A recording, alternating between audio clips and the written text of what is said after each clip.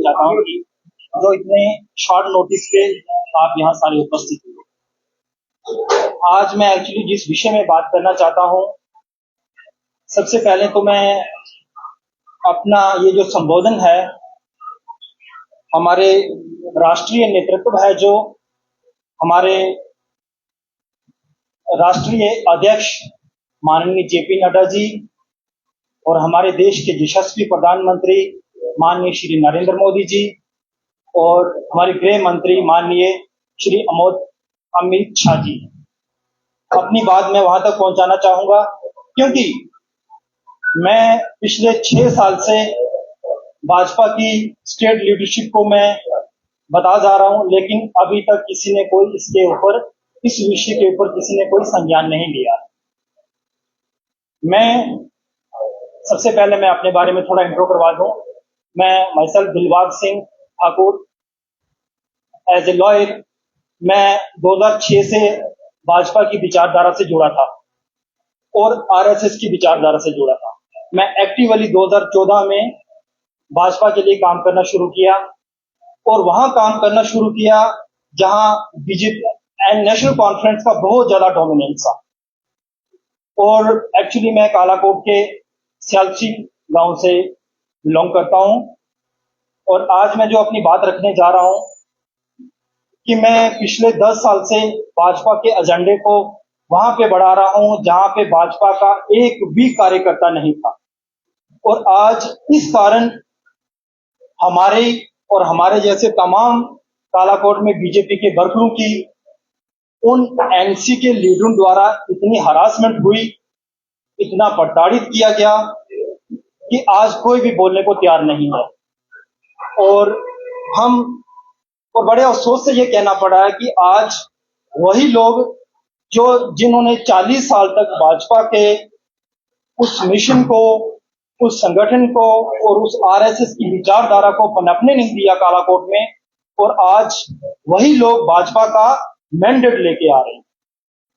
सबसे पहले मैं बात करूं तो कालाकोट के अंदर जो भाजपा का जिसको मैंडेट दिया गया है, ठाकुर रणधीर सिंह जी, एक पैराशूट के माध्यम से कालाकोट में आया है और इन लोगों ने कालाकोट में जब ये एनसी में थे, 40 साल तक एनसी की विचारधारा को बढ़ा रहे थे और भाजपा के किसी भी कर्मठ कार्यकर्ता को इन्होंने भाजपा के एजेंडे और भाजपा के झंडे को तक नहीं लगने दिया और आरएसएस के एजेंडे को तक नहीं वहां पे पनपने दिया, उसकी आइडियोलॉजी को नहीं चलने दिया। और आज बड़े अफसोस से ये कहना मैं जा रहा हूं आपसे, अगर भाजपा का कोई भी कार्यकर्ता वहां पे अपनी भाजपा की विचारधारा को आगे ले जाता था, इन नेशनल कॉन्फ्रेंस के लोगों द्वारा, जैसे मैं ठाकुर रणधीर सिंह जी की बात कर रहा हूं, 40 साल तक इन्होंने नेशनल कॉन्फ्रेंस में काम किया और आज ये पैराशूट के माध्यम से कालाकोट में भाजपा का मैंडेट लेके आए हैं। और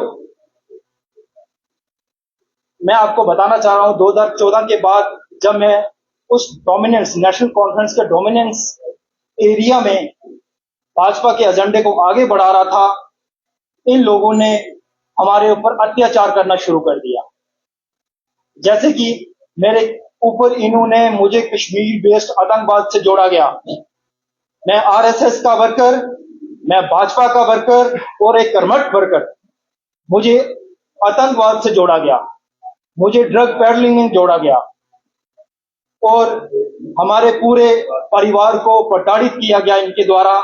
और आज बड़े अफसोस से कहना पड़ रहा है कि इन्होंने कालाकोट में भाजपा की विचारधारा को चलने नहीं दिया कभी। और मैं आपको ये चीज बता दूं कि पिछले 30-40 साल तक जो भी कालाकोट में जय श्री राम का नारा भी बोलता था ना, भारत माता की जय भी बोलता था, उनके ऊपर दबाया जाता ठाकुर रणधीर सिंह जी के कारण, उसके इन्फ्लुएंस के कारण, और उन लोगों के ऊपर झूठे एफआईआर लगाए जाते। आज कालाकोट में अगर मान लो एक साल में अगर 100 एफआईआर लगती हैं, उन 100 एफआईआर में से 90% जो एफआईआर है, ये 90 एफआईआर से ठाकुर रणधीर सिंह जी के इन्फ्लुएंस के कारण फेक एफआईआर लगती हैं। और मैं आपको बता दूं, जैसे अभी मैंने बताया कि हमारे ऊपर आतंकवाद के आरोप लगाए। आरोप लगाना क्यों? सिर्फ मैं भाजपा का कर्मठ कार्यकर्ता था, मुझे दबाने के लिए कि हम भाजपा छोड़ के एनसी ज्वाइन करें। बट हमारे दिलों में भाजपा और संघ की विचारधारा है और हमारे दिलों में और हमारे खून में भाजपा है। अब आप क्या करते हैं, क्या करेंगे? आप समर्थन करना चाहेंगे या एक्चुअली मैं थोड़ी सी इन डिटेल में 2-3 पॉइंट में 2 मिनट में अपनी बात को कंक्लूड करूंगा, फिर मैं आपको आपके क्वेश्चंस का जवाब दूंगा।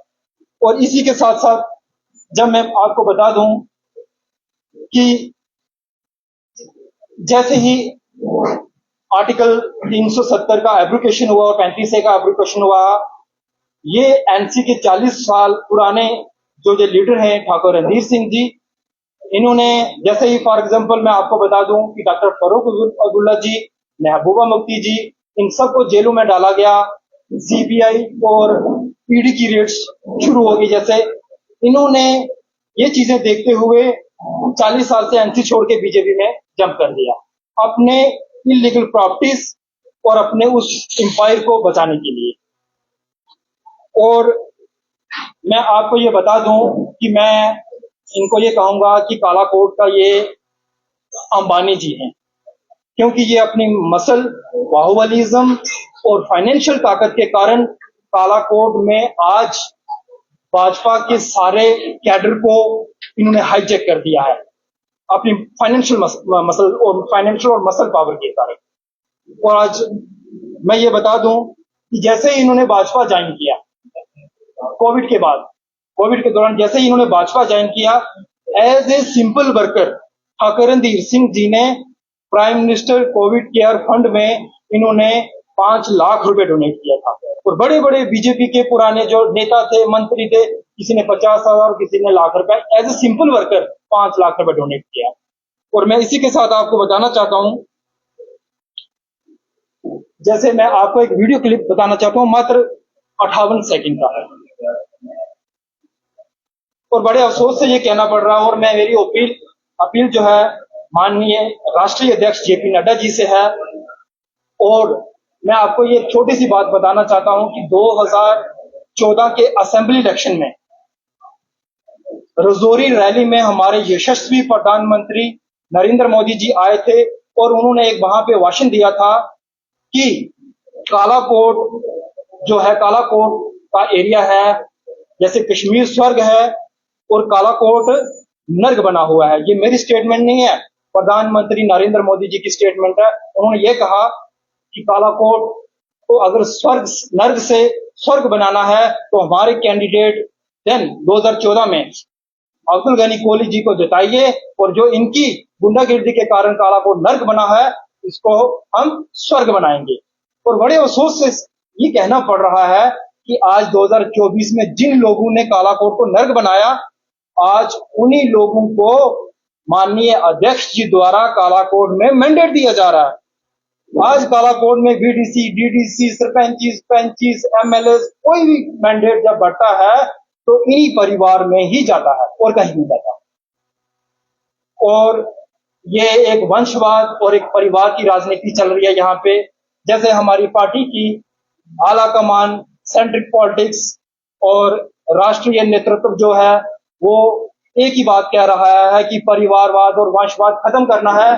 और हम ये कहना चाह रहे हैं कि माननीय अध्यक्ष रविंद्र रैना जी से कि रैना जी, एक ही परिवार, पहले एक ही परिवार था, इन्होंने 40 साल तक एनसी में सारे मैंडेट बढ़ते थे और आज एनसी में भी वहां पे मैंडेट बढ़ रहे हैं और आज वहां पे भाजपा के भी सारे मैंडेट वहीं पे जा रहे हैं। और इसी के साथ मैं जो बता रहा हूं कि मेरे ऊपर आतंकवाद, टेररिज्म, ये सारे आरोप लगाए गए मुझे दबाने के लिए कि मैं भाजपा छोड़ दूं। और इस संदर्भ में मैं माननीय अध्यक्ष हमारे रविंद्र रैना जी से टेलीफोनिकली, बाय पोस्टल लेटर और पर्सनल मीटिंग्स करके 5-6 साल से बता रहा हूं और रैना जी ने हम जैसे कर्मठ कार्यकर्ताओं की कोई सुध नहीं ली है। और आज बड़े अफसोस की बात है कि जिन नेताओं के लिए काला कोट का एक एक कार्यकर्ता खून के आंसू रो रहा था कि इन लोगों से निजात मिली है और काला कोट को स्वर्ग बनाने जा रहे हैं प्राइम मिनिस्टर श्री नरेंद्र मोदी जी, जिन लोगों ने कालाकोट को नर्क बना रखा था 40 साल से, आज वही लोग कालाकोट में राज करने के लिए बीजेपी के सारे मैंडेट लेके आ रहे हैं। और फाइनली मैं यही कहना चाहता हूं आपसे कि जो लोग मैं रविंदर रैना जी से एक अपील करना चाहूंगा कि रैना साहब, हम जैसे कर्मठ कार्यकर्ताओं ने आपसे एक नहीं 50वीं मीटिंग की, आपने हमारी इस कंसर्न को कभी रिड्रेस नहीं किया। और आज हम बड़े दुखी होकर ये कह रहे हैं कि हम इस जैसे नेता का कोऑपरेट नहीं कर सकते हैं। इन जैसे नेता का हम वहां पे हम रिजेंटमेंट शो करते हैं। और हमारे साथ जो सारे वर्कर्स हैं, ये हमारे सुनील कपूर जी हैं, ये भाजपा में कालाकोट में भाजपा मान लो कि लाने वाले पहले मात्र यही शख्स है। और ये पहाड़ी एडवाइजरी बोर्ड के मेंबर भी रह चुके हैं। और 2 मिनट ये भी अपनी बात रखना चाहते हैं। Thank you very much. एक सेकंड ब्रदर, मैं एक वीडियो क्लिप है 58 सेकंड का सिर्फ, है ना, जो मैंने बात की ना पहले, ये मैं उस वीडियो क्लिप की बात कर रहा हूं जिसमें हमारे यशस्वी प्रधानमंत्री माननीय श्री नरेंद्र मोदी जी ने रजौरी रैली में 2014 में कहा था कि कालाकोट में इन लोगों ने कालाकोट को स्वर्ग से नर्क बना दिया है और इन लोगों को नकारा था। आज जो हेल मेकर हैं कालाकोट के, आज उन्हीं लोगों को मैंडेट दिया जा रहा है। मैं मात्र आधे मिनट की आपको क्लिप सुनाना चाह रहा हूं।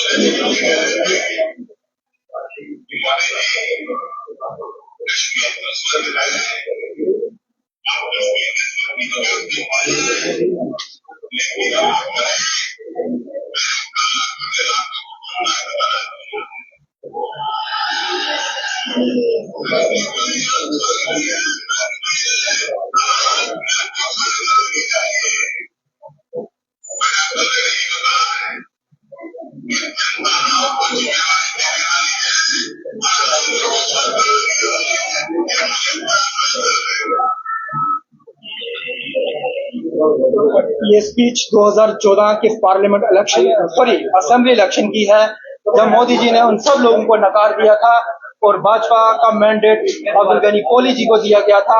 और आज बड़े अफसोस से यही कहना पड़ रहा है कि आज जो हेल मेकर है कालाकोट के, उन्हीं लोगों को मैंडेट दिया जा रहा है। अब ये जनता ने डिसाइड करना है कि कालाकोट को फिर से आपने नर्क में ले जाना है 40 साल तक या स्वर्ग बनाना है। Thank you very much.